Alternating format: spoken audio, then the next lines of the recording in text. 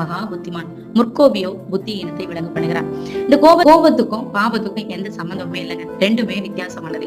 புத்தி குறித்து வேதம் என்ன சொல்லுகிறதுனா, அவன் புத்தியீனனான மனுஷன் சொல்லுது. அது மாத்திரமல்ல, அது வசனத்துல நம்ம இப்படியே வாசிக்கிறோம், உன் மனதில் சீக்கிரமாய் கோபம் கொள்ளாதே, மூடரின் நெஞ்சிலே கோபம் குடிக்கொள்ளும். எனக்கு பிரியமான நீதிமொழிகளை வாசிக்கிறோம், முன்கோபியோ புத்தியீனத்தை விளங்க பண்ணுகிறார். அதே போல பிரசங்கில வாசிக்கும் பொழுது மூடரின் நெஞ்சிலே கோபம் குடிக்கொண்டிருக்கும். அப்ப நம்ம மனசுல எப்பவுமே கோபம் இருக்கு அப்படின்னா நம்ம யாருதான்?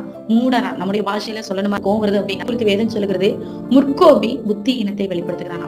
அப்ப கோபப்படுகிறதுனால நம்ம என்ன பண்ணுகிறோமா, முட்டாள்தனமான காரியத்தை வெளிப்படுத்துகிறோம். அப்ப கோபமே படக்கூடாதா, கோபமே வராதான்னு கேட்டா அப்படின்னா இல்ல.